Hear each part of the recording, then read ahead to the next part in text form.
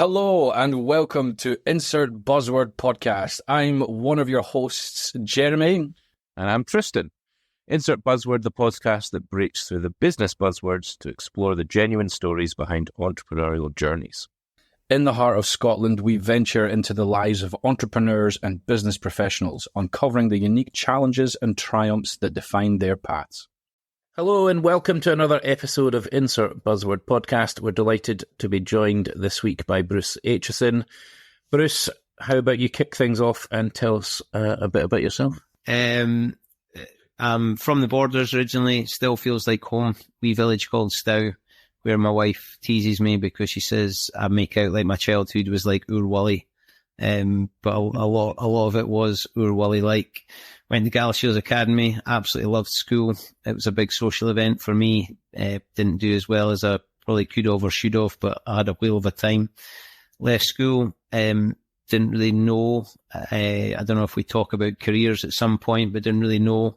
Got into PE college, went to do a 4-year degree in blowing a whistle and throwing a beanbag.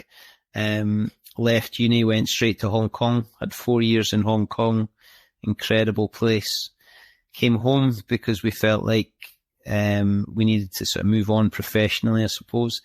My wife got a job in a private boarding school in the middle of Scotland, so that gave me a bit of a target of where to apply. I was working at Lawrence Hill Academy in Alloa. My wife then got a job in Edinburgh. We moved to Edinburgh, which pretty much has been home ever since. I was a teacher for about 22 years, and then in November, I left teaching and took a jump into business development, which has been a real challenge, and I'm sure we'll get to that. I'm probably, if I'm known at all, it's probably more to do with rugby, sport, being a social media loudmouth, working with the My Name's Doddy Foundation to try and raise awareness of MND and raise funds to try and find a cure and medication for it. I'm dad to 2 girls, Maisie and Katie, who are just the world. Married to Nikki, who is long suffering, but this year played for Scotland at under 45 hockey. She's gone back and been playing hockey. It's a bit of her time now. And life is busy. I have my own podcast. I like to speak at events. I like to get involved in charitable things. If someone asks me to do something, I tend to say yes, a bit like this podcast, and I try and take as many opportunities as I possibly can. And life's been pretty good for the most part. Brilliant. That was a succinct introduction or summary given the various things you've done or been involved in. That's as brief as I've ever been, I think. Where would you say that kind of drive or interest in doing events, podcasts, how have you ended up in these scenarios or situations? There's a few things. It feels like I'm maybe on a psychiatrist's couch with this one, but I'm the youngest of 3 boys. So my oldest brother Stuart's 6 years older than me. Craig's 4 years older than me. So I'm the youngest brother. Look at me, mummy. Look at me. Listen to me, mummy. Look how special I am, mummy, is probably how it went. My oldest brother, it was a very, very able sportsman, footballer, rugby player. Middle brother is very creative. Is a poet in Scots. Been an English teacher. Printed all over the place. Fabulous poet. And then me, who was okay at sport, and I actually liked to sing and dance, but 30 years ago, it just wasn't, I didn't see it as important as kicking a ball or throwing a ball. So I always loved to perform. I love TV. When I look back at the olden days of only having 4 channels, I loved comedy. I loved performers. I loved people that could do more than 2 or 3 things. And then when I became a teenager, one of the local rugby clubs in Gala called Gala YM, they were the one that had the big rugby dinner, and it was in the volunteer hall, which is the sort of the town hall in the middle of the town. Probably seats then, I probably thought it seated 500, but probably seats 200, 250 people. And as a teenager, me and my pals used to collect the glasses at these rugby dinners. And we're talking old rugby dinners. We're talking men only. The only women in the place were behind the bar and in the kitchen, you know, so times have moved on, and so have the stories. But I can remember really vividly standing at the back of the room next to the bar, and it would be table service. If you get away from a table, you'd go across, you'd get the little bit of paper that had scribbled 8 lagers and 2 pints of Guinness on it. You'd go back, you'd get the order, you'd get the money, and you'd get to pocket some of the change. But watching these guys at the top table after the meal have all those people in stitches laughing or hanging on their word and dropping in names of people they'd played with or against or places they'd been. And I can remember thinking, I want to do that. But I also wanted to be, you know, the people that were on TV. I loved everything. I loved performance shows. I loved cop shows. I loved the sports. I loved everything about it. And I've always, unfortunately, being wee, fat, bald and ugly, it means you didn't really get a shot on TV. But I just loved it. And the older I've got and the more probably comfortable I am in my skin. When I was working at Tynecastle High School, you know, city centre, Edinburgh school has everything, kids going off to university and kids really struggling with all sorts of things in life. We did a pantomime, and the first year we did the panto, there was a whole load of staff in it. What a laugh we had. But the kids didn't really buy into it because it was new and they didn't really know it. So I was the panto dame, and like some of my happiest memories. And then the next year there was fewer staff and there was more kids. And then by the third year, there was only 2 members of staff in the panto, and I was still the panto dame. So I did panto dame for 3 years and just loved it. I absolutely loved it. So any opportunity to talk, to sing, to dance, and people don't really want to listen to me sing or watch me dance, and quite a lot of people don't want to hear me talk either, but I love it. And I've just always enjoyed it. And when I look back on the beginning of some of the first speeches I gave or talks I gave, they were really bad.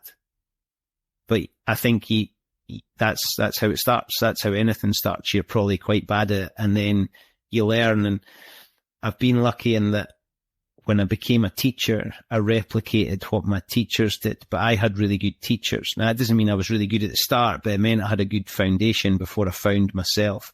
When I coached at rugby, I'd had really good coaches, and I had this idea of how I wanted to coach. When you become a parent, I think I probably borrowed a lot of what mom and dad had done and then found my own way. And as a speaker, I was borrowing other people's things and I was using other people's things, but they weren't really you, and it wasn't really true. So it's taken me some time, and now I feel that I love to host events. So I'm not necessarily talking. I can ad-lib things and I can speak to people and get the gauge of the room, and I just love it. I absolutely love it. And like I said at the beginning, I tend to say yes to almost any offer. If I can get there, I'll do it. What is it your favorite or experience that you've Sorry, I missed the first bit of that, Tristan. Do you have a favorite event that you've hosted? Nah, just the last one. Just I've been lucky in that I started off. We mentioned off air about Perthshire Rugby Club. So Perthshire Rugby Club's a really special one to me because they probably gave me my first. Andy Cummings asked me to go and speak at their dinner 20 years ago, or not quite, 18 years ago maybe. But I'd done things in Hong Kong when I lived in Hong Kong. Every opportunity I got, I did it, and I was free. So people asked me to do stuff because I just wanted the opportunity. And now I've got a few repeat things. I get to do the Scottish Land and Estates Awards, the Making It Happen Awards, which is, these award ceremonies are so positive. They're such lovely, lovely things. I do the Dundee Leisure and Culture Sports Awards, which is just, you leave there 10 foot tall because there's all these amazing people in the city of Dundee doing great things to make sport happen and make lives better for people. So you feel inspired when you go to these things. And then now we're at a point where rugby clubs are becoming 100 years old or 150 years old. And to be asked to go and speak at a really monumental point in an organization's history. Just how honored I am, like how grateful I am to be given those opportunities. And at some point, you know, the phone will stop, but I'm going to milk it for everything it's worth, because I just love the people you meet. People come up to me. So I spoke recently at Pennycook, and I actually lived in Pennycook for a couple of years. And I was speaking, and I mentioned that I grew up in Stow, and this guy came up to me and went, "Do you know Fraser Stirling for the Boo Farm?" I went, "Yeah, you're above me at school." I don't know. "Oh, I'm his cousin. I'm from Hillensborough." And you know, you make connections with people that otherwise you would find really difficult. I'm not sure what other situation I would be in to make those connections. And that's really why I do it. It's to see people, to meet more people, you know, I'm just fascinated. That's why, like, you guys are asking me questions. I'm used to being the one asking questions, but I just love speaking to people. I love learning about people.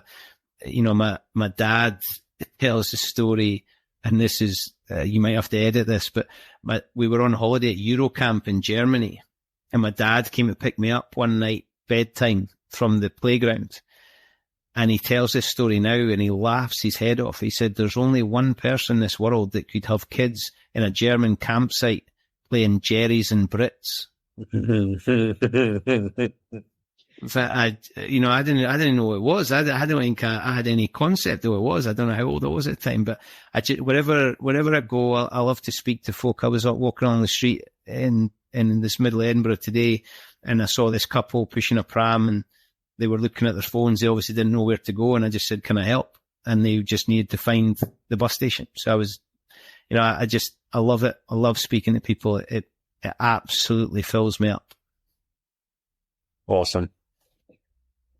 I didn't realize I was a bit like that myself. It was our mutual friend Fraser who was like, "It's actually your superpower and you don't realize it.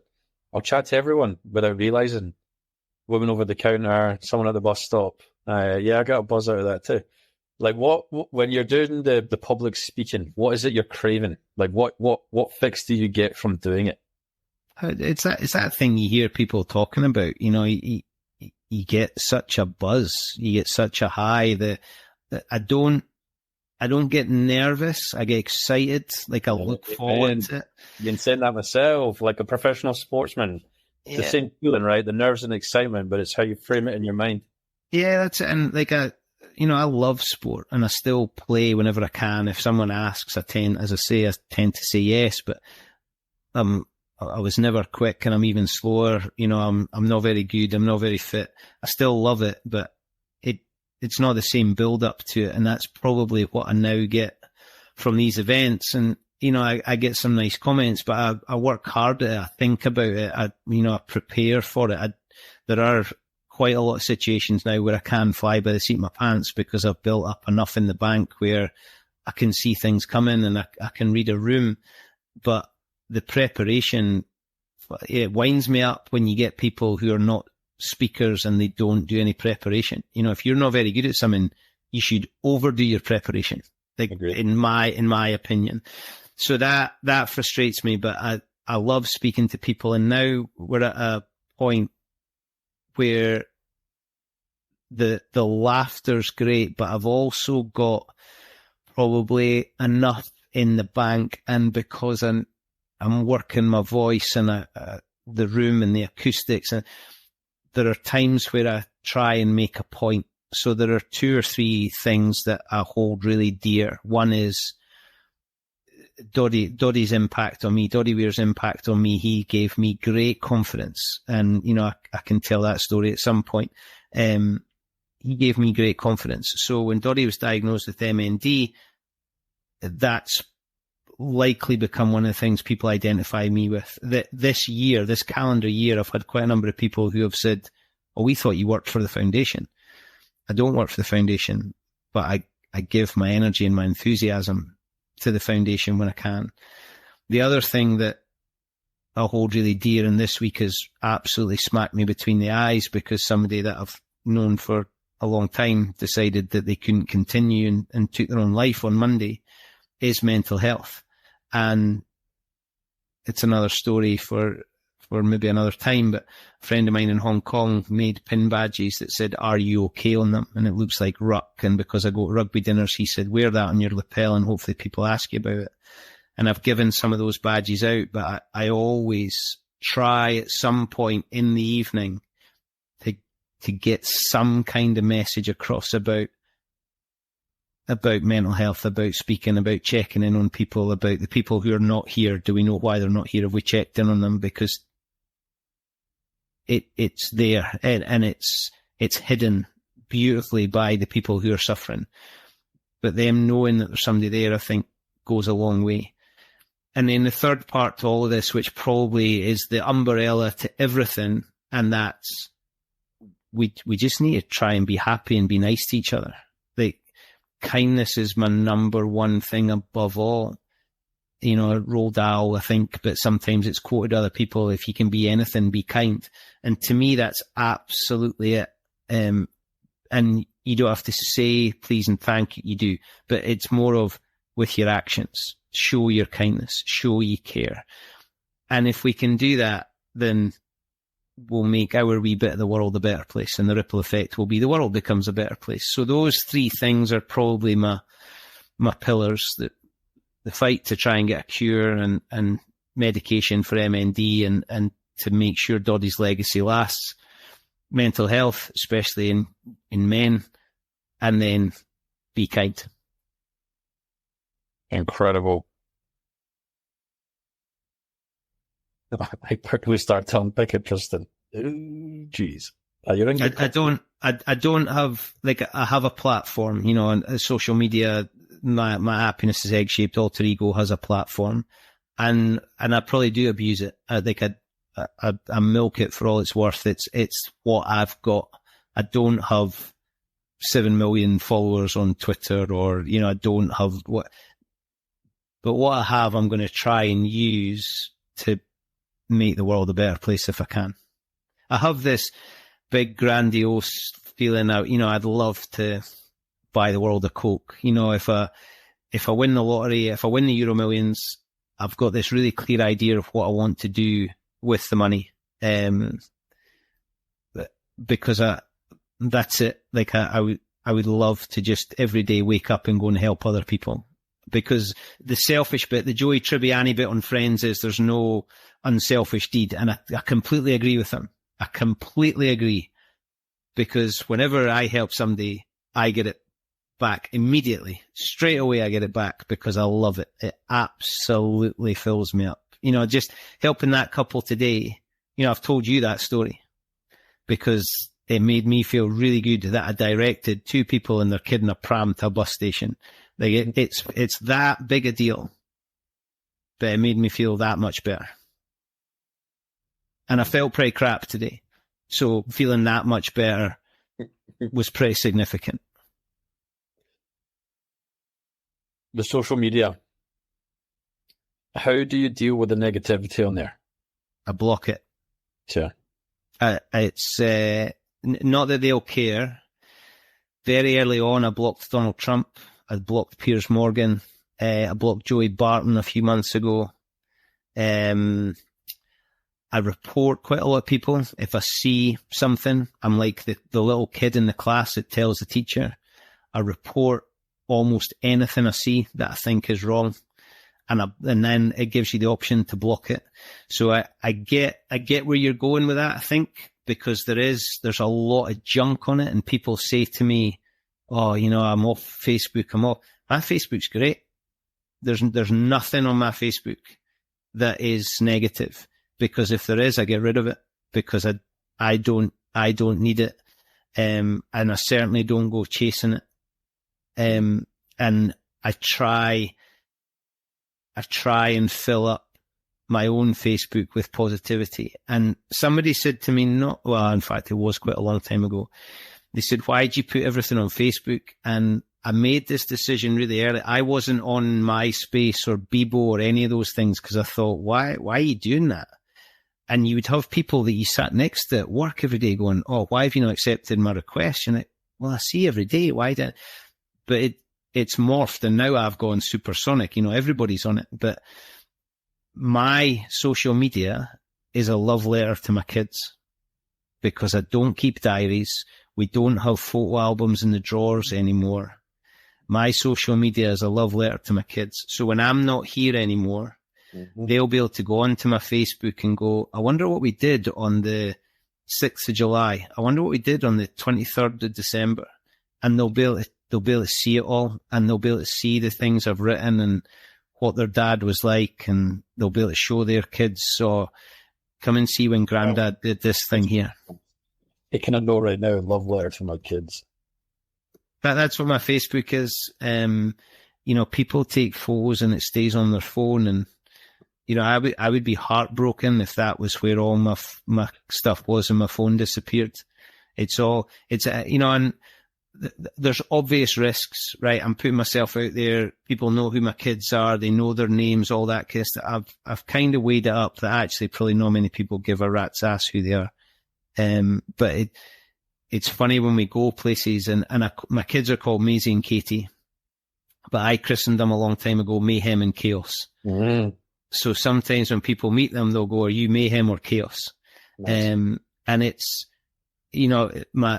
my dad was in Tesco last week, and he said, oh, the guy behind the counter said, oh, I see Bruce is doing this, and he must be on your Facebook. And I was like, yes. Yeah.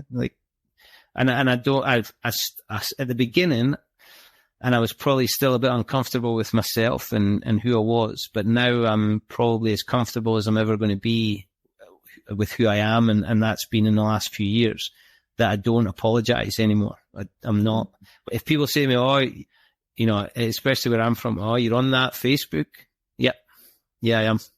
And if you don't like me, Billy Connolly, I remember years ago, did a sketch, and he was saying, people would come up to him and go, oh, I don't like it when you swear. And he's like, well, turn it off. Yeah.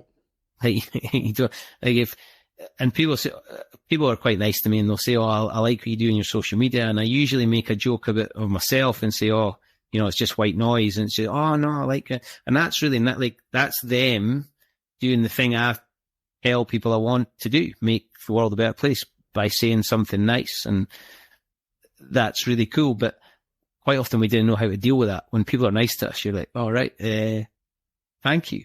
But now I'm getting better at saying thanks very much. I really appreciate that. And I mean it. It's genuine. Like, if somebody gives me a compliment, it's a brilliant thing. It makes you feel better.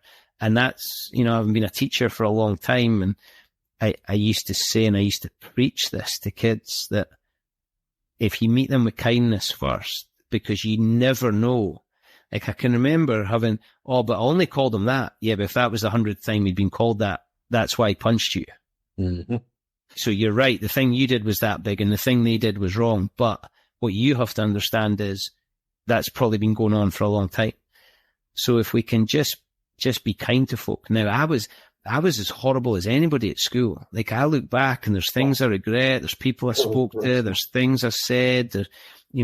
I'm no angel. I hope I'm not preaching, but yeah, it's probably because of that I've become the way I am, because there's so many things in the past where I think, you were horrible. Like, what were you playing at? Who were you? And a lot of it was because I didn't know who I was, and I was pretending to be something, and I was probably projecting that onto somebody else. Mm. I like the chat about the kids on social media. I want to ask Tristan a question. Tristan, what are my kids' names? Theo and I forget the girl's name. Melanie. Sometimes you call her Millie. Yeah. But neither Remember that because of Cookie. Neither of those are their actual names. And it was for social media, because when they were born, I was quite active on socials. Those aren't their full names. That's what we call them. That's what they're known at school. But those aren't their actual names. But you're like royals, so like 20 names. Because, like, the love letter to your kids thing, that's hit me right in the feels, where I'm like, we were, for the company, we're active on social media, putting ourselves out there, vlogging. And like you said, people come up on the street or at events and be like, I saw that. Do you know who I am? I'm like, No, but it's really nice to meet you, and I'm very grateful that you watched. So there was, at the time, there was a little bit of nervousness around, but you know what, we want the kids, the boy and the girl, to be in it. Yeah, interesting. So like your two girls, are they aware of what you do on the internet? Yeah, very much so. But it's interesting with themselves because they don't really post on their social media. And they, personally, I think it's something to be embraced. They spend time on it. They had it before they were supposed to, all those things. But it's monitored. It's me, they're mine. We talk about it a lot. They're similar to their dad in that they only have stuff on they want to see, so they don't see stuff. If they do, we've spoken about it. I think this is going to sound really, but there's an educational bit to it. Now, what I'm not saying that they're going to be A-star students in algebra and that's not the education I'm talking about. The education is they're seeing other things, they're seeing other people, there's things that they share with us. We're pretty active with our little family WhatsApp group, and, we share things on it, and the world's a different place. Adults, we've all been in that moment where we said, oh, it wasn't like that when we were kids. You're right. And I'm glad, because otherwise what would we do? And, things have moved on, and we find it difficult. There's bits I find difficult. My oldest daughter was away on school camp for a week, no phone, I think 8 days. She absolutely loved it. Absolutely loved it. Didn't miss it once. Just playing with pals, out on doing expeditions. Had an absolute ball. Now, that was never going to be right, and now I don't need my phone anymore. But what an amazing detox. And, we play, we watch TV together. Those are one of the things, those are the things I do miss, right? TV's crap, really, really bad. And you watch things on demand now. As a kid, you had to be watching BBC One at 7:30 or you didn't see Question Sport. Like that. And we all watched Question Sport. The family sat down, but we also watched stuff that wasn't for us, but you watched it on the couch next to your mum and dad, who could explain stuff to you or could skirt over the stuff that you weren't ready for. I can remember watching EastEnders when Mark was diagnosed with HIV, and Arthur cleaned all the cutlery in the sink. Now, I must have been, 8, 9. That's too much for me. Mm-hmm. I watched that whole thing with my mum, and my mum was able to put it into really simple terms, and we don't have that now. There's very few people, I think, watch the show but there's also fewer shows that are for, like, game shows. Like, we probably all grew up watching game shows. I loved game shows.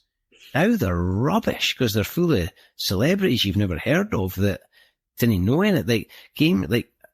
Even stuff like Bullseye, things like that were amazing. And you all watched them on a Sunday night because it was just what you did. There wasn't those other distractions. Those are things we make a point of, but not everybody does. But it's also, there's very few shows please everybody now. There's not something in it for everybody. There's not much family viewing. Like, we love it or hate it. We watch Britain's Got Talent, and I cry every week at Britain's Got Talent. But it's as close to a variety show as you're going to get, that we would watch, Saturday Night at the Palladium and all those things that we watched when we were kids with our parents, because that was what entertainment was. And I love that, and we're right back to the beginning of the pod, because actually the best bit is watching it with the folk you're watching it with. We've all been to a crap concert and watched a rubbish movie, but we enjoyed it because the people we were with. 100%. How old are your daughters? Soon to be 15 and 13. So they'll be 15, 13 in the summer. So I miss the wee ones, but I'm enjoying every stage. Like, I loved when they were really wee. I loved picking them up and the cuddles and the fondness. I loved all of that. I loved watching them learn. I loved watching them go off into the playground on their own. I used to hate dropping them off at nursery because I just wanted to be there. Like I hate that. Was like, can you stay for pizza, Dad? I was like, I want to so bad. Yeah. Like, you won't believe, darling. I want to so bad, but I'm not allowed. Yeah, it just, those things. And then they would go to school and, you can just see them learning and filling themselves up and the things they find interesting and the tough times that they have. And mine are lucky. They do sport and they do various other things. And it's great to see them. They're now at a point where they don't need me all the time, which it is tough because I'm obviously a bit clingy. But they can do so many things, and we're now at a point in life where we can do more kind of grown up things, and they can come along to things, and we can do things it's never going to be an even keel, but you know what I mean? They can be at more adult stuff, and they can speak to most people that kind of got over the shyness, and I just love it. I absolutely love it. And they're good kids. They're really good kids. They test you obviously, but, when you can see them becoming adults, and I remember I would get a bit shirty with people, and this is just me being awkward, but people say, oh, being a dad, it's a big responsibility. And I would always say opportunity. Because that's how I see. You're right, there is responsibility, but you should always be responsible.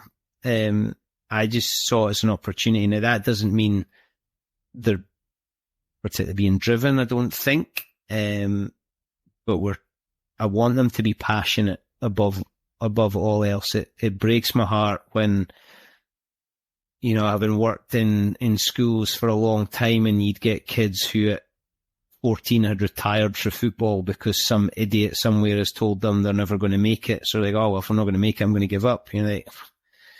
Or, they stop drawing, or, oh, I can't sing, or those things really get my goat. So my kids to be passionate. My youngest's a swimmer. Jeez, is she a swimmer? She 6 times a week and just loves the stopwatch, loves being tested, wants to be measured. And then my oldest is far more, she's the creative one. She sings and dances and acts, and it's a different thing because she's measured by someone's opinion. So we had a situation 18 months ago where my youngest didn't qualify for a competition at swimming, and my oldest didn't get into a show that she'd been in the year before. So it was an interesting one to deal with, because the youngest one was, well, it's entirely objective. It's on a stopwatch. Like you just weren't fast enough. Like there's no, the coaches want you to be in it. We want you to be in it. You want to be in it. But you're not fast enough. So keep working. You're still blah, blah, blah. The oldest one was in the year before, and then somebody's decided you're not in this year.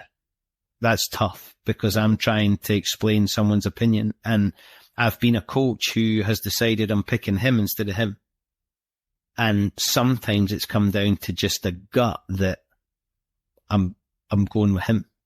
That's tough to explain, because then this one's going, well, why is your gut not saying me? And you're like, I have a bit of sympathy with the teacher that said you're not in, but I'm not sad that the two of them failed. I'm not sad that they had to deal with that and get over that. And they've both had to deal with a fair bit of failure. And one of the things that makes me the proudest is they both still love what they do. They're not doing it for the success. They're doing it because they really love doing it. There's nothing that says my youngest is going to win a gold medal, and there's nothing that says my oldest is going to be on the West End, but they love what they do. And we've preached to them.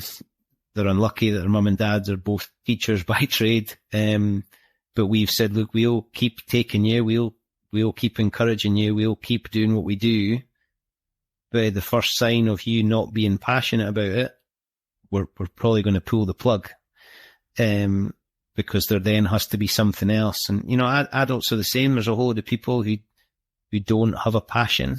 They don't have an outlet for their creativity or their thinking or their physical energy, and that makes me sad. It wasn't that long ago that everybody went to the working men's club to be involved and to volunteer, or they were members of the bowling club, or they volunteered at the rugby or the football, or they were in the local amateur dramatics, or those things that made a community, and people were able to look after each other, and people saw each other all the time and shared those experiences.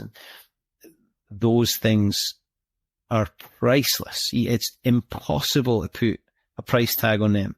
So for my kids to, my youngest one swimming at the commie pool tonight, she's got competition all weekend. The alarm is set for 4:58 on a Monday morning. She's in the water at 5:30 on a Monday morning. That's not just her commitment. That's a whole family commitment. But we'll make it, because she packs her own bag. She does her own snack. She empties her bag in the washing machine. She gets her kit ready. The stuff she's learning for that might not win her a gold medal, but I'm hoping it's going to help make her a really positive adult. I like it. Theo, my son, he competed in his first gymnastics competition at the weekend, but it's team gym they do, so it's not individual discipline, it's a team one, and the team got silver. But we were chatting with the other parents, and it's like they were saying very similar, where it's not about the result or the outcome, it's learning to perform at a high level as part of a team.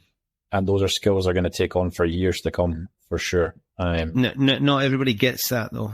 That's a lot of parents will say that's what they want, but what they say and how they behave can be quite different things. But it's, and the first question you ask is, did you win? And you can watch as many inspirational coaches and teachers going, the first question should be, did you enjoy it and all that? The first question will be, did you win? When my wife comes home for hockey now, I've stopped asking if she's won, because they get beat most of the time. Now I have to ask her, did she get carded?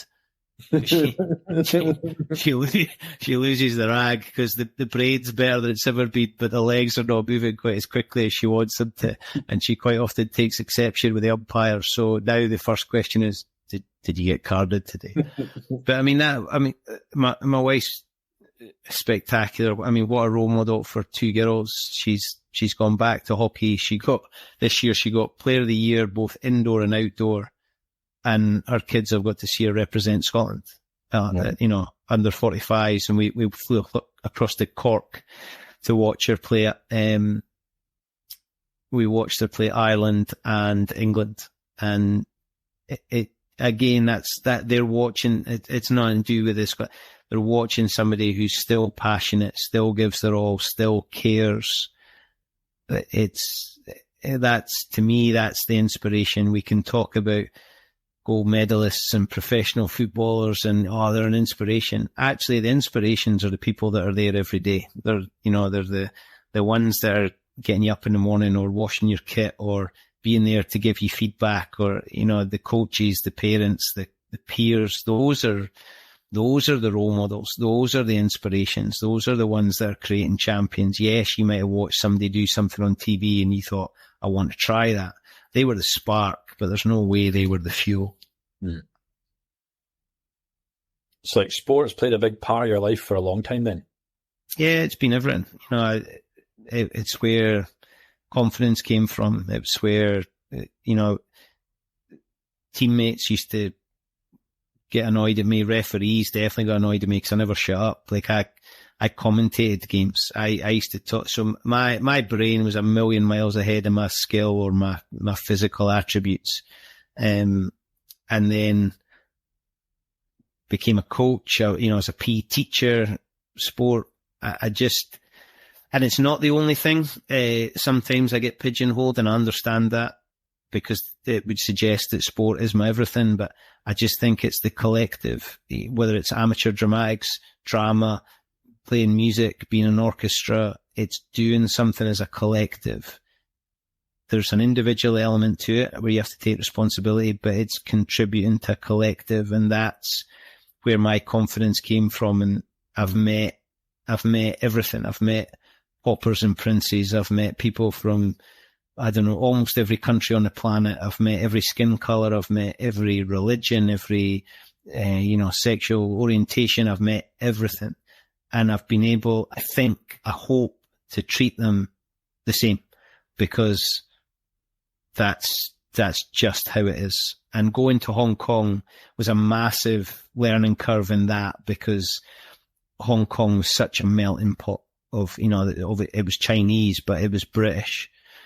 But there was, the Canadians are the second biggest expat community, I think. But a lot of the Canadians were Chinese Canadians, because Canada opened their doors when lots of Asians left after the World War. But I met Dutch people and Canadians and Kiwis and Aussies and Filipinos, and it was just, I learned so much. And I realized it wasn't actually all about me. The world didn't revolve around me, because I went to this place and they were like, "You're from where? You've done what? You were treated as you treated them." It was an opportunity almost to not start again, but I was mixing with people that I would never have come into contact with if it hadn't been because on a Tuesday and a Thursday we trained together and we played on a Saturday, and then we went for a beer together, and then all of a sudden we become mates, and it didn't matter where you were from or how much you earned or what company you worked for, because none of that was important.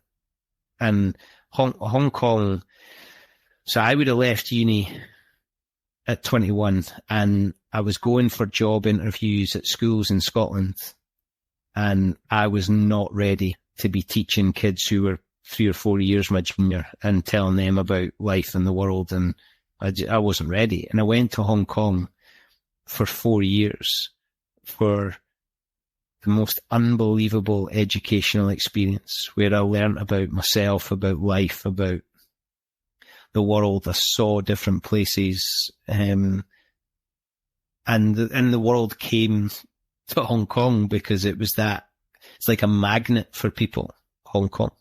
And to come back, and I miss it. I miss it every day. Well, I was going to ask, when were you last in Hong Kong? February 23. Okay, recent then.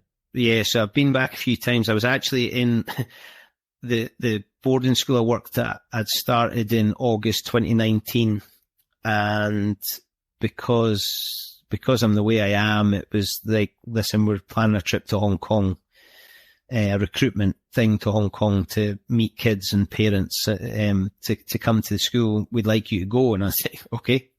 So we fly to Hong Kong. We land about an hour after we've landed. I'm into my first meeting. We had a social event that night. The next day we're meetings all the way through. And then on the Sunday afternoon, we go to China, Shenzhen, big city, huge city now. We just talk, like, I'm familiar. This where like okay. with all this manufacturing. Yeah, so Shenzhen, we're into Shenzhen, and the phone goes dead. No, I'm not getting any reception, so I'm out of touch. We then get a taxi or a car from Shenzhen to Hong Kong airport on what must have been the Monday evening. Would that be right? Tuesday evening, whatever it was. And as I come back across the border, my phone starts going nuts. Are you still in China? Are you still in China? Something's happened in a place called Wuhan in China. Are you out? And I'm like, yeah, fine. We get to Hong Kong airport, and on the TV screens, there's these guys in ET suits going into this wet market because some guy ate a bat in Wuhan and people are getting ill. China's shutting its borders, so we've just got out, and then we fly to Heathrow, and we get to Heathrow, and the news bar is there's this thing happening in China. China's going into lockdown, all this. And I'm like, wow. We then fly up to Edinburgh, and like this thing's going crazy. Within no time at all, it's like, right, school's closing, we need to have a longer Easter holiday. Everybody just thought we're getting a month, and then it turned into lockdown and COVID and Corona. And we were in China as that thing was happening. So I've almost dodged a bullet, not quite a bullet, but I mean, I can't imagine if we'd been there 24 hours later, you know, no phone reception, nobody saying you need to get out, you need to get out. Who knows what would have happened? But yeah, I want crazy to experience. talk about Hong Kong and Shenzhen, but I'm genuinely like, they're not irrational fears. That what I say will go on the internet, and it could be being listened to. Yeah. Well, Hong Kong, a lot of my friends are leaving. Yeah, well, that was going to give me a question. Like, what changes have you noticed going back to Hong Kong with the new security? None. Absolutely none. Mm-hmm. And depends who you speak to. Some are saying it's changed. You were leaving. It's not the same. And other people have said, how much do you pay attention to politics in the UK? That's how much we pay attention to it. Here, we're still living our life. We're still doing what we do. Yeah. It's Hong Kong. I say this, you know, again, I'm a bit corny, maybe a bit cheesy. Hong Kong for me was a land of opportunity. I met people that are friends for life, and I know I could turn up in New Zealand and Leighton would give me a bed to sleep in, and I know if I went to Canada, Darry Lee would look after me, and I know if I went to New York, I was on holiday in New York, and it just so happened that two of my buddies are Cathay pilots. One was on a layover in New York, one was in Toronto and managed to fly down to New York. One of my other Kowloon buddies, rugby guys, was in New York. So 5 guys from my rugby club, from Kowloon Rugby Club, went to watch the Mets in New York. Like that it still blows my mind. Like, what a day I had. I'm meeting guys I hadn't seen for ages, but we'd worn the same badge for a couple of seasons. We meet in New York. We go to a ball game. We have a few beers. We tell stories. We talk about how wonderful we were. And I don't think I've seen Fridge since then. And I've not seen the other 3 since then. But I know that if we were in New York next week, we would pick up again just like that. Look, it's been a while. I've not been. China will be pre-COVID for me. Long overdue a visit. I think, like, China versus Hong Kong. I guess Hong Kong's become a bit more like China. But in China, I'm like, just behave. Just don't be an idiot. Just behave. You kind of know what you're getting into. Don't say what you know you shouldn't to people that you shouldn't be saying it to, and then you'll be fine. I used to say Hong Kong's like Diet Asia. Like I probably couldn't have handled going to Vietnam or Cambodia or Japan even, or India or what, but Hong Kong, almost everybody speaks English. You can get everything you need, but then you can dip into the culture when you wanted, and it was ideal. And then I could go across the border into China and experience it, or you could go down to the Philippines and experience it. You could go, and that was incredible for a wee boy, for a wee village in Scotland where everybody was white. Everybody's mum and dad had gone to the primary school. Everybody, it was an amazing place to grow up. But to then go to Hong Kong, literally got on a spaceship and went to another universe. Yeah, amazing. Conscious of time, right? But there's something I want to talk to you about. So, social media, love letter to your kids, something I've been, I guess, sort of thinking about recently. And it's not a midlife crisis, I swear. The idea that by the time you're 2 generations, no, Tristan's laughing. By the time you're 2 generations down, right, your great grandkids, they're not going to remember who you are. And the generation after that, you'll be completely forgotten. So what do you think of, like, legacy, being remembered? Is it important? Do you think it will last? And where does the social media sort of play into that for you? It does matter, but that's because of my ego. And then I know that it actually doesn't, because I've been enough places where I've been great. Like, I went to Hong Kong, nobody cared. Until they knew who you were, nobody cared. So why would people in 100 years care who I am? Like, I get that. But back to something I said earlier, I would love to make the world a better place. And I know they're not going to be putting up Bruce Aitchison statues anywhere. I get that, but the chance to help people, the legacy won't necessarily be, remember that guy, Bruce Aitchison, but if I taught somebody well, or if I help somebody, then hopefully they'll be able to help their kid, or they'll be able to help. people can get a bit wrapped up in that stuff. I think my legacy will be, I hope that my 2 kids make the world a better place. I hope I get to meet their kids, in which case I'll get to have a bit of an impact on them, and they'll be able to tell people what their granddad was like and their granny was like, and that'll be a nice thing when I see how my in-laws and my parents are with our kids and their other grandkids. It's a beautiful thing to see. It's not everybody gets that. Some people get robbed of that, and that's difficult. My lot are very lucky. The experiences they get to have. Legacy for me is important, but actually I can't waste time and energy on it. What I want to do is do as well as I can in this moment now, and then hopefully the next one will take care of itself. I try not to worry about things that haven't happened yet. And I don't worry about necessarily the future because I can't deal with it. If I can make my little bit of the world a better place now, then hopefully it will be easier the next time. And my kids they're pretty good at showing empathy. They're kind.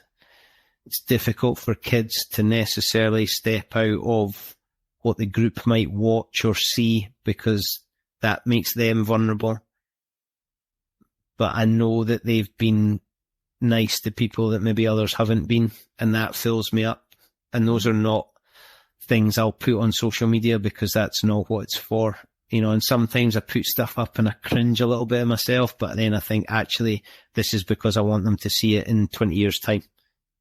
But the legacy bit, it's so, there's no way my parents could have said 40 years ago, 5-year-old Bruce will become this thing.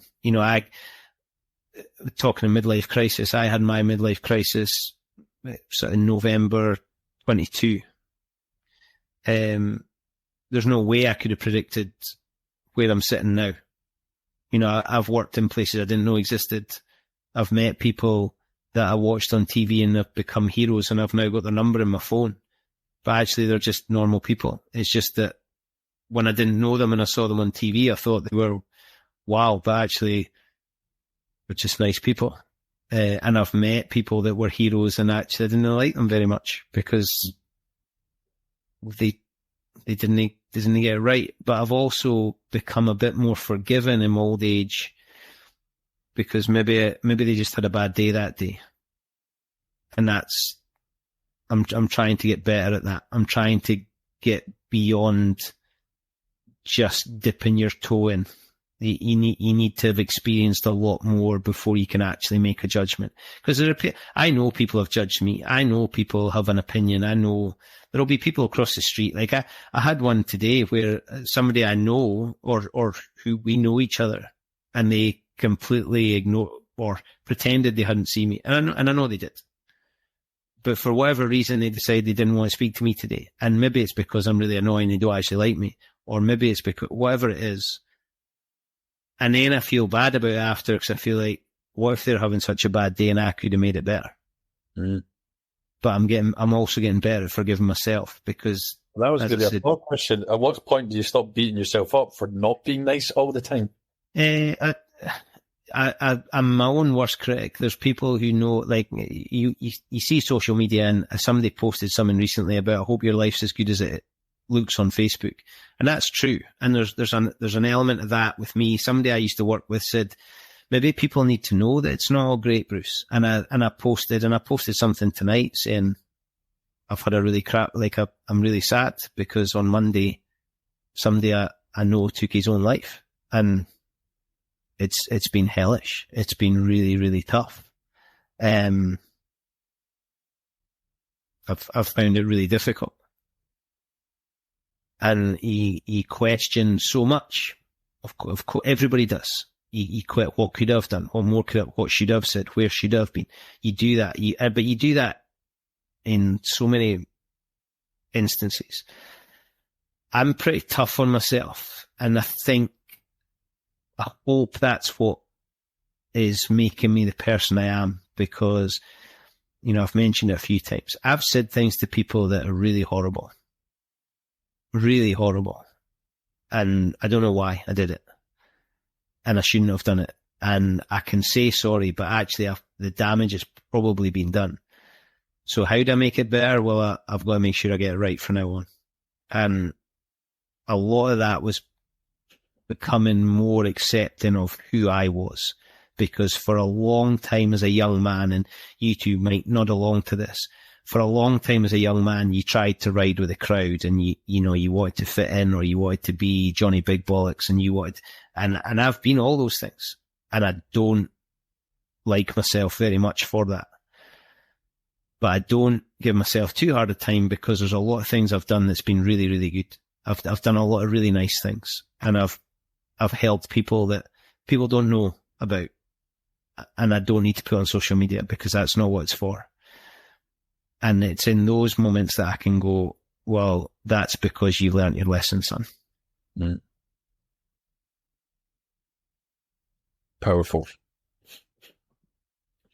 It's just, I get what you, I think I get what you mean there, but I think I'm just getting decent at verbalizing it. I think a lot of people think what I think and feel what I feel, and are doing what I do, and they don't put on social media, and it's not a love letter to their kids, and they're not kissing their own backsides.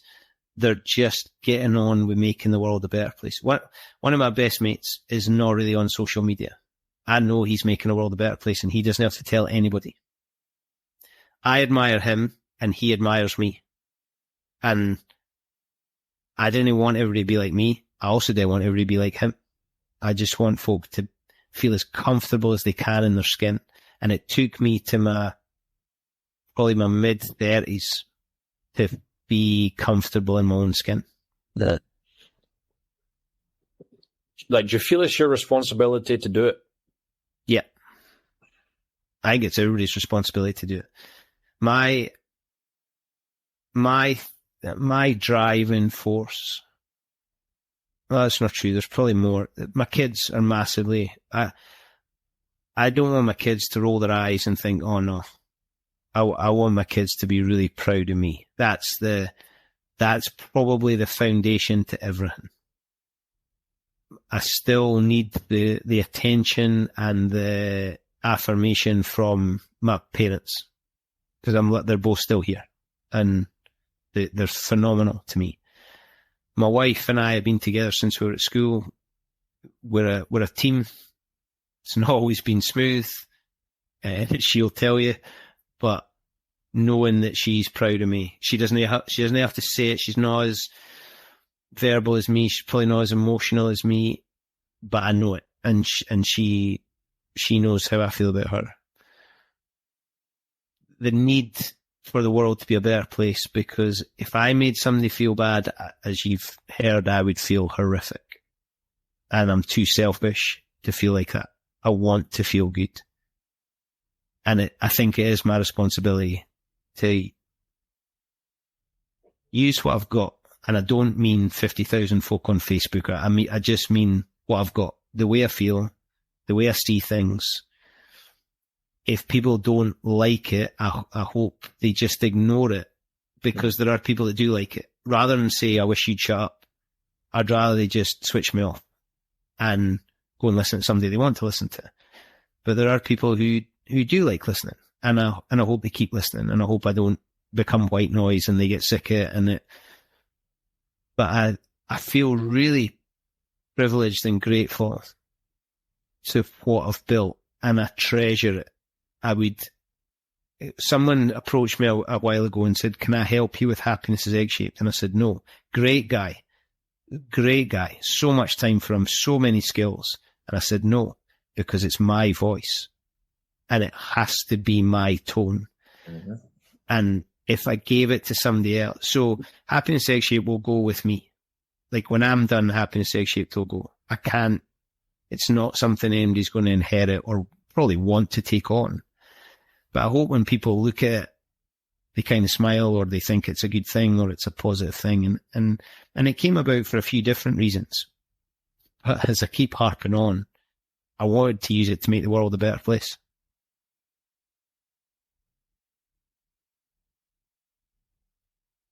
How do you measure that, or how do you measure that? That's an interesting one. The thing that has become a bit of a mantra or a preach. It's in how I feel. It's the relationships I've built. It's the places I've been, the experiences we've shared, and the memories I've made. And it's too difficult to measure in other people because you've no idea what's going on behind this, and I have no idea what's going on behind the facade you're putting on. You can read LinkedIn all day long about being true to yourself and da-da-da. It just, and there's some people on there I love and I get a kick out of watching it. But really, ultimately, I can only take care of myself. But hopefully what I can do is sort of radiate or put out there that stuff that helps my kids, helps my wife, helps the people in front of me, helps the people I meet through business, helps the kids I teach or the players I coach or the people I'm speaking to.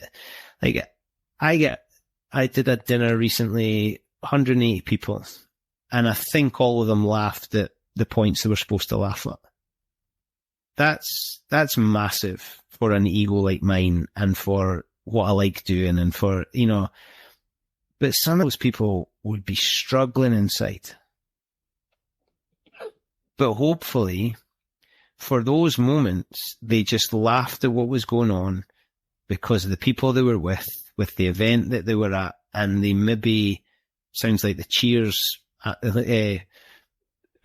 song, they just forgot about their troubles for a while. They just laughed. And in that, I mean, how powerful is that? How amazing is that gift that I get? Like, that's huge. But also then folk come up and go, great, and I get a WhatsApp after, and I find it difficult to sleep after those things because my brain's just going, but do you know what my brain's going? I wish I'd said that. Oh, I forgot about that. Oh, I should have said it that way. So there's, and I've got better at that going, I could have and I should have done that, but actually it was pretty good. I've not for a while left thinking that was awful. Like, whoa, I got that wrong, or and I have had nights like that, but I've been really lucky, touch wood, to say all these things. I love it. I absolutely love it. Like, I love speaking to you two. Like, you two you've got no option now because you asked me to come on here, so you've got it. But you learn a lot about yourself when people question you. Usually I get to do what you're doing. I get to ask the questions and then I get to learn from other people. The chance to talk is one I'm really grateful for. Likewise, I enjoyed too being on the other side. Kristen, any final questions?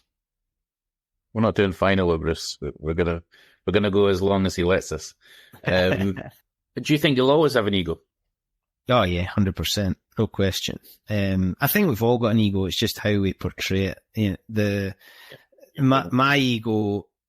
Sometimes I can be the quietest person in the room, believe it or not. But do you know what? Here's another bit to when I was a kid. My dad is a storyteller, and he would come home from work, and we had a black and white TV in the kitchen, and Mum, he was ready at 6:00 because when the Neighbours music came on, that was when the three boys went to the kitchen, and it proper, Mum did all the cooking, all the clean. That was just how it was. Dad went to work. He came back. And at 6:00, he sat down and the BBC News, it was never ITV, it was always BBC News, was on the black and white telly in the corner. And the five of us would sit, the boys would sit at the table. They'd get the brown sauce and the salt and pepper out the cupboard and put in the middle. And you'd eat your tea, and one of the brothers would get the diluting juices. And if you ate your tea, there would be tinned custard on, maybe Mum had been to Dalgetty's to get an apple pie, or it was tinned fruit and ambrosia creamed rice, whatever it was for pudding. And then if you'd eaten everything, you got to go to the cupboard for a chocolate biscuit. When chocolate biscuits were that big, you got a chocolate biscuit, only if you'd eaten everything. But those kitchen tables, my dad would tell stories or my brothers would talk about what they'd done at school today, or my mum was a hairdresser. And she says that she was really, really quiet until she became a hairdresser, but she took confidence from being behind the people and would talk. And obviously when you're getting your hair done, there's nothing else to do but talk. So, and my mum could talk the hind legs off a donkey. Like, she's you would never think she'd been shy, but she puts it down to be a hairdresser. But those kitchen tables are something else that we try and replicate with my kids. We try and eat together. But I learned that was when politics came in, sport came in, resilience came in. That was where a lot of the learning happened, because you were getting 4 other viewpoints coming into me, and I was just the young one absorbing it all, and, you know, picking up phrases here and there and hearing about what Margaret Thatcher had done, and, you know, the miners' strike, like Northern Ireland, like, why is Gerry Adams' voice, like, why? Like, those were times where you were just sapping up. But then if we ever had company and my dad started telling stories about being in the Merchant Navy or the oil rigs, or when he was a boy in Stow, and he just was, or he still is, a phenomenal storyteller.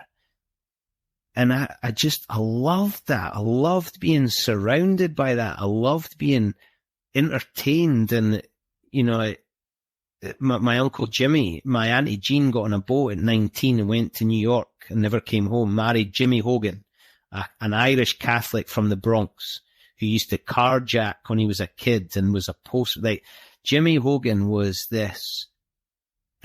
When I was a kid, I thought he was 10 feet tall. And then as I became an adult, you realized he was actually just a normal human, but he was this big, larger than life American.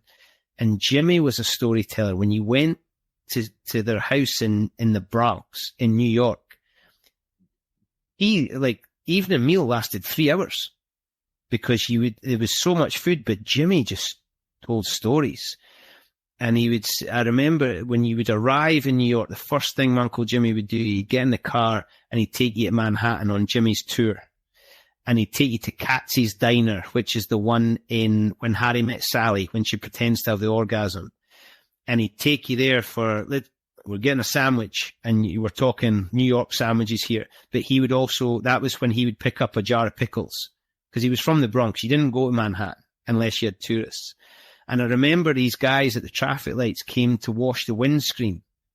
And Jimmy's going, "Don't touch the windscreen, man. Don't touch the windscreen." And he's banging on, telling the guy to go away. And the window is wound down. And the guy goes, "Oh, come on, man. You know, I need some money." And my Uncle Jimmy goes, "You need some money?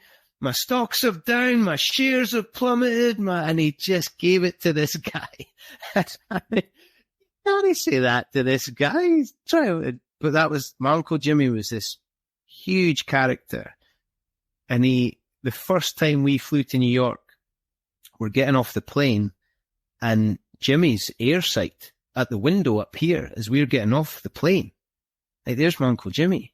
And he's at the baggage claim because one of his cousins worked at JFK Airport, and I just let him come through to meet the family, that he could talk himself into and out of everything and anything. He got himself out of jury duty on a marijuana case.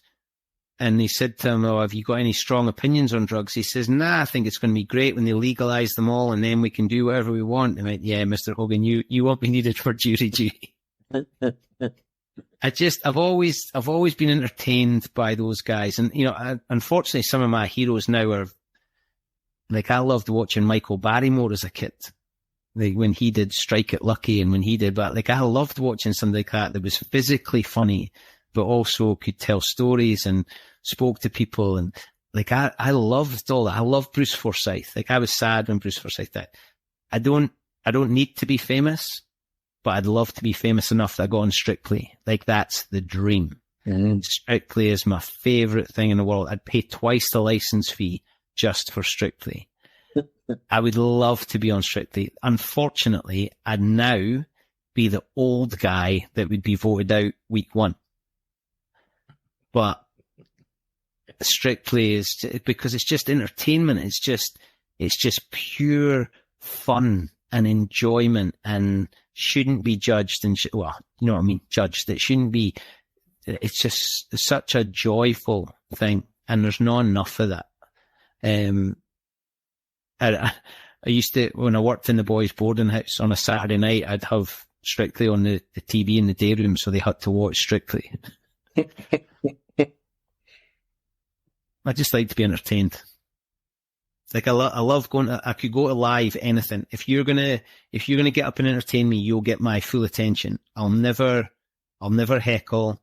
I'll never complain. You could be the worst band in the world and you'll probably still get my full attention.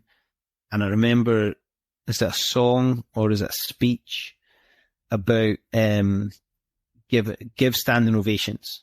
I'll likely give you a standing ovation. Because if you're going to get up and entertain me, I'm likely going to enjoy this. Mm-hmm. I respect it too. So like a bit of a tangent, but K-pop, BTS. Don't know if you're familiar. Yeah. You need just like whether you like the music or not. My line is you need to respect them for what they're doing. The amount of effort those boys put in performing like they do, dancing and singing. Goodness gracious, like that is something else. Yeah, I'm highly entertained. Yeah, we've all sat through 3-year-old girls' ballet shows. Right. Like and we clap for like crazy for that. Mm-hmm. So we gotta, that's why, I want, my brothers still tease me because when I was a kid, I don't know if you guys are old enough for this, but I wanted to be in Chips, the Californian. But see, what's up, my granddad? I wanted to be in Chips, but I wanted to do that to pay for me to go through Fame. Mm-hmm. So those were the two TV shows in my head. I wanted to be at Fame, but I knew I needed to pay for it, so I was going to be in Chips. That was like the career plan for me as a kid. But I loved Cheers I was probably too young for Cheers, but I loved watching Cheers. I loved American comedies when you were off school and Laverne and Shirley were on at 9:00 and you got to watch Laverne. No idea what the humor was, but I loved it. I thought it was funny. And then, I want to be the lead singer. I want to be Taylor's main dancer. I want to be I want to be the dancer in Strictly, but I also want to host it with Tess Daly, but I also want to be a judge with Anton. Like, I don't know what it is. It's still probably that youngest of 3 boys who just wants the attention. I went to see Bruce Springsteen at Murrayfield. I went to see Harry Styles at Murrayfield. I wanted to be both of them. To have, I was at Taylor Swift recently. Incredible. And I've upset. Up to the reviews. Was it as good as well, I've upset so many of my rugby buddies because I've said the Taylor Swift concert is the best visit to Murrayfield I've ever had. Wow. And I saw Scotland win the Calcutta Cup in 1990, the Grand Slam in 1990.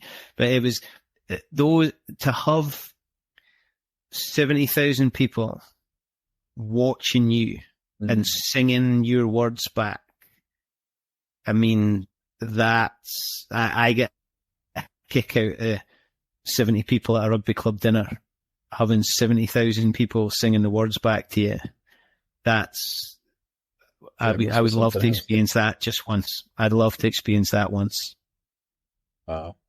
If Jim will fix it and he ruined it, that would be my letter to him. Maybe Jeremy will fix it. Do you have any regrets? Not really. I remember Dave Aldred, who is a rugby goal kicking coach. He's Johnny Wilkinson's goal kicking coach. And I read a thing that he'd said, and it was when we look back and we say how bad we were at that time. And he said, but what we were doing was the best of what we had at that time. And that's how I've forgiven myself for things that people might have called regrets. Because I've said yes to most things, I don't think you can regret things you've done, but you can definitely regret things you've not done. There are things I would probably change. And I remember having this conversation with somebody when they said life's not a rehearsal. And I said, yeah, it is. And they went, no, it's not. You only get it once. I went, I know. But if you got it again, you wouldn't do it the same as you did it the first time. Mm. If you got another crack at it, you would surely do it differently otherwise. So that idea of, I was doing the best I could at the time. I didn't work as hard as I could have at school. I could beat myself up about that. I got a 2-2 degree in PE teaching. I could have worked harder. I went to Hong Kong. We left Hong Kong. Should we have left Hong Kong? Yeah, because at the time it was the right decision to make. We came home. We worked there. So there's people I've trusted that is probably more my regret that have not treated me the way I think I deserve to be treated. There are people I probably didn't treat as well as I should have, and they deserve to be treated. Those are as close to regrets as I get. But I think both of those things I'll forgive them, because maybe that was them just doing the best they could at the time with what they knew. And I'll probably give myself that benefit of the doubt as well.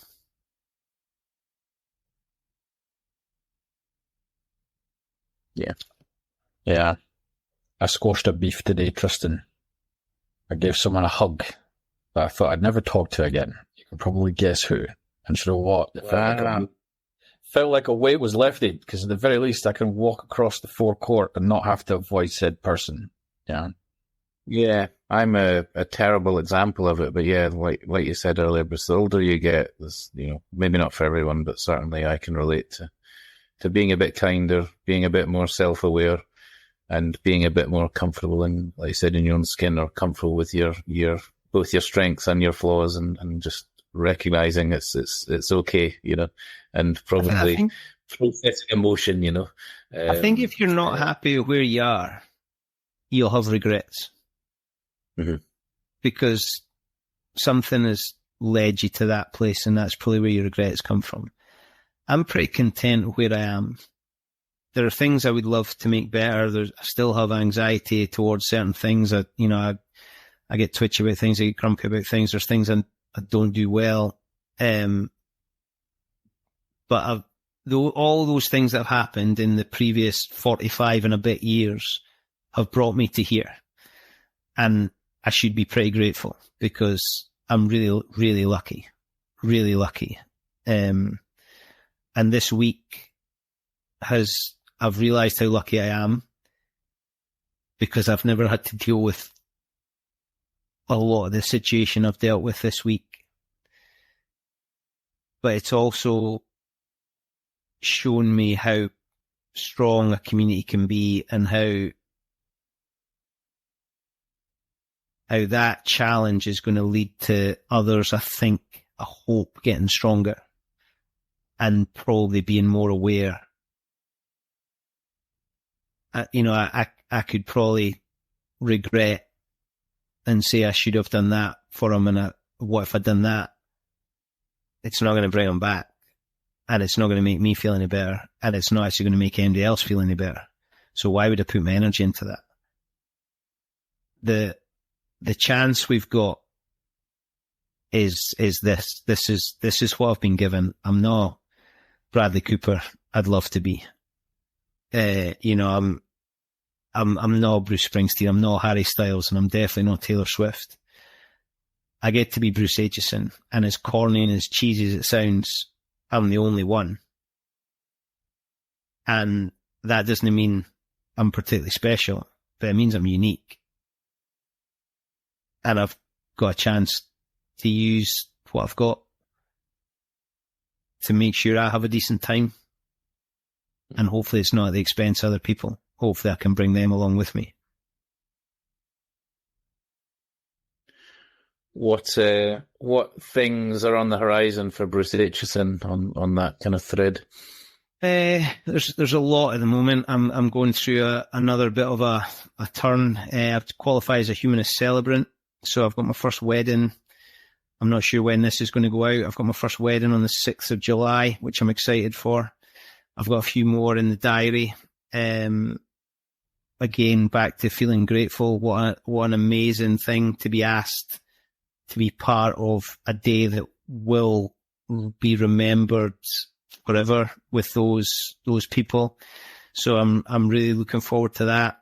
My kids have got a summer full of stuff that, it's just going to be incredible to literally sit and watch them do it. Let them go and keep becoming the people they're becoming. Hopefully spend some some nice time with everybody. I want to be better at spending time with my folks and my brothers, because we don't make enough time to do that. I've got a few things happening professionally that are unknown, I think is probably the clearest way to put it, but with that's come a little bit of excitement. There's a fair bit of needing to catch up with people. One of the things I'm trying to do is connect to the people that deserve to be connected to, because we've not got long. So I want to go and see them and invite them here and meet up with them. And while I'm sociable, I'm not sociable enough with people that are close to me. As my wife will no doubt testify to. So the horizon's exciting. A lot of it's unknown. I've never really planned life, and I admire the people who can say I'm going to do that by then and that by then and that by then. I've never been able to do that. I remember speaking to someone a while ago, kind of professionally, and one of them said, don't be distracted by the glittery thing over here. Stay focused on your goal and don't be distracted by this thing over here. And I thought, I'm always distracted by this thing over here. Like that thing over there always gets my attention. I'm not a procrastinator because I like being distracted. And then I spoke to somebody else who said, and they actually used the exact same phrase of this glittery thing over here. They said, imagine if that glittery thing over there is the thing you're supposed to do. And I was like, yeah, I'm with that guy.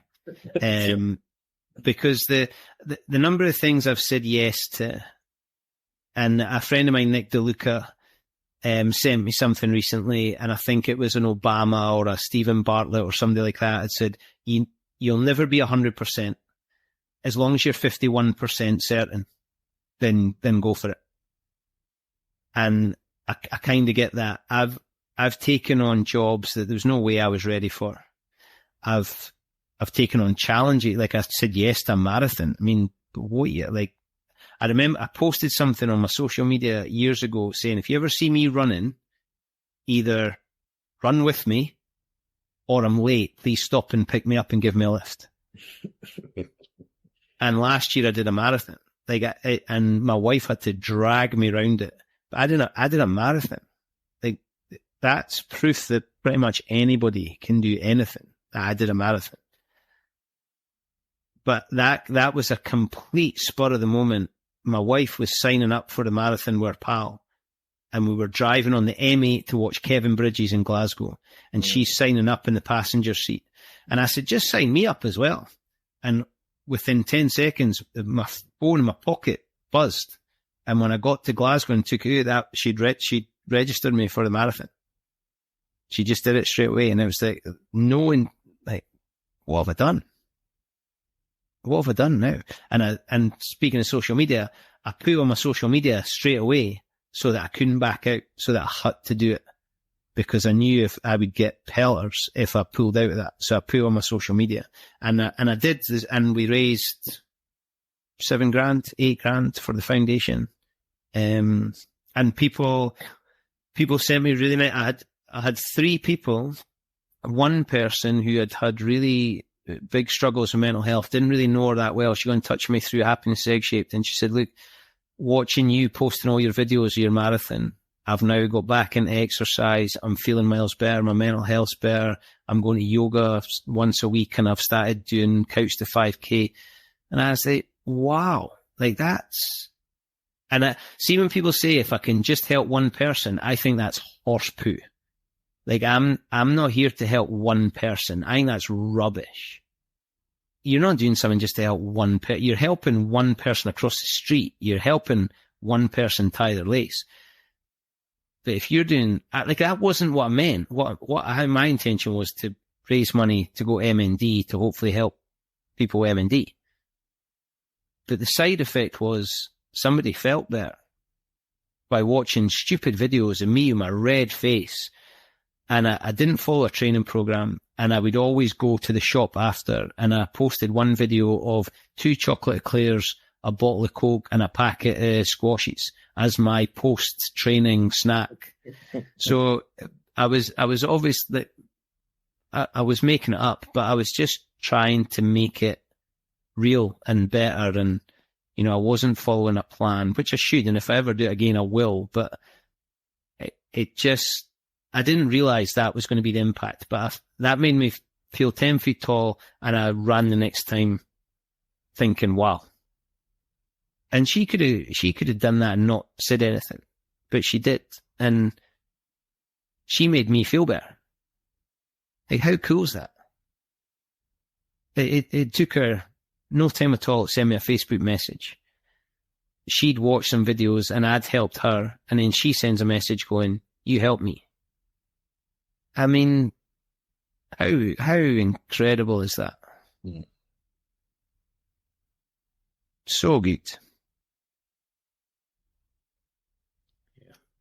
You want to ask a last question, Jeremy, before we wrap things up? Yeah, buzzword. Favorite or least favorite buzzword, please. I've got so many least favourites. These are some of my bugbears. Yes. You can have it if you want. I could go on forever. We used to, when I worked in Hong Kong, me and a Canadian teacher, we used to play bullshit bingo. And we used to write down all the words, and then in following meetings, we would tick them off, and we would, because I hate when people say in terms of. Oh, wow. That one winds me up. In terms of, football pundits really wind me up, because they'll say things in terms of football. And like, well, what else are you talking about? Like, we weren't watching volleyball. When people say things are not in their wheelhouse, like, when was the last time any of us were in a wheelhouse? Like, that makes no sense. When people, and two guys I used to coach rugby with used to love this. I hate when people add Y's to the end of things. Mm-hmm. And I remember a football manager who will remain nameless because it winds me up so much. He said, football-wise, that wasn't a very good performance. Like, what do you mean football-wise? Like, why are you putting Y's on the end of things? But yeah, in terms of, and then when people say literally and actually all the time, that winds me up. So I could go on, but I don't know if these are buzzwords, but I love it when people say thank you. I love it when people say, I really appreciate that. I think, I don't know if you watched Ted Lasso. I've absolutely, I mean, that's right up my street. I've watched it 3 or 4 times. My wife got a free subscription to Apple TV for 3 months or 6 months or something. And I just watched it over and over because I know that it's going to run out soon and I'm not going to get to watch it again until she gets another voucher or whatever it was she did. And he'll say to people, thank you, I appreciate you. And it's just his mannerism, but it's gold to be appreciated. Wow. Awesome. Right. Well, with that, Bruce, it's been a pleasure. Are you tired? No, I could listen for another hour. They usually run for an hour. This is easily the longest one we've ever done. I did warn Tristan of that. I did warn him. I went through all the previous episodes. I was like, there's no chance you're keeping me at 54 minutes. But you know, it's been a pleasure, Bruce. Where can people find you? Where should we be following you? Happiness is egg-shaped on everything from Threads to Twitter or X, Instagram. I don't really get Instagram. I'm too old for it. Facebook's really... Do you know where Facebook is? It's my wheelhouse. Facebook normally. In fact, I'm even on TikTok and the podcast, which hopefully will come back again. But yeah, anywhere, just and hit me up if you can. I actually realised as I was talking to you, I posted about what's happened this week and mental health, and someone posted on it, and I said, "Oh, give me a call." She actually called me while I was speaking to you two, so I've not really walked the walk there, so I'm going to go and call her now and see how she is. It's not that late yet. You can still call back. But you know what? Yeah, pleasure. Appreciate everyone listening, and we look forward to the next episode. Thanks very much. Thank you. Thank you for listening to today's episode. We hope you enjoyed today's conversation. Give us a follow on social media and listen to all of our other episodes wherever you listen to your podcasts. Bye.